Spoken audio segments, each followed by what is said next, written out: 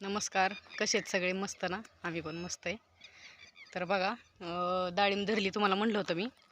आता डाळिंबीने फुटवा केला आणि फुटवा करून आता त्याला कळी पण निघली. तर बघा तुम्हाला दाखवते मी. अशी कळी निघाली आहे, चांगली निघली कळी. झाड कसं आहे पण त्याला कळी चांगली लागली. काय काय झाडांना अजून बारीक बारीक बारीक कोण्या निघतात अजून. बघा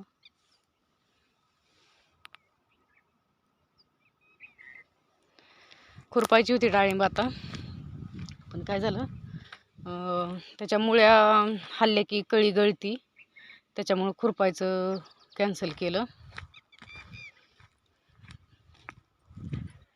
कारण आता आपल्याला खुरपण्यापेक्षा ही कळी राहिलेली महत्त्वाची आहे. कारण ह्याच्यात पण 2 प्रकार असतात, त्यातून मग ती फळ हे होतं. नरमादीचा प्रकार असतो, त्यामुळे कळी निघून द्यावं लागते भरपूर.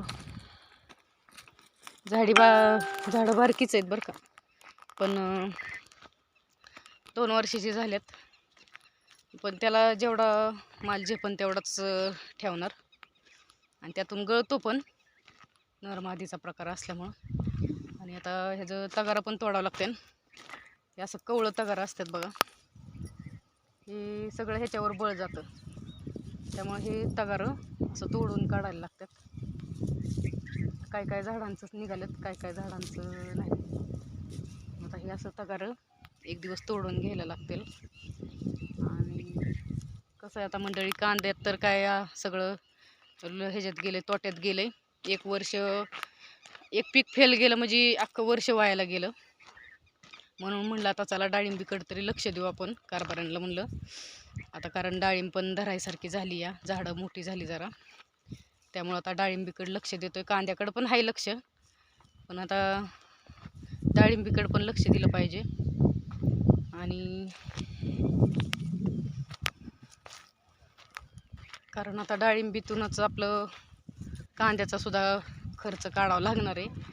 पण ह्याच्यात पण बऱ्याच पद्धती म्हणजे हे असतंय की म्हणजे रोगाचं बरंच प्रकार. तेल आला, कुठंच उन्हाचा चट्टा पडला, तर त्यातून पण फळ जर चांगलं राहिलं तर चांगलं हे होतं. बाजारभाव पण पुढचं काय आपल्याला चालू सांगता येते, पण पुढचं काय सांगता येत नाही. बाजारभाव कसं होतात काय माहिती. पण होता होईन एवढं तर ह्याला जपायचं, खर्च करायचा आणि आपलं पीक चांगलं आणायचं, त्याशिवाय पर्याय नाही. कारण आता कांद्याचं लय अवघड होऊन बसलं. आता पण कांदाच भिजवते या, कांदा भिजवता भिजवता डाळिंबकडं आली.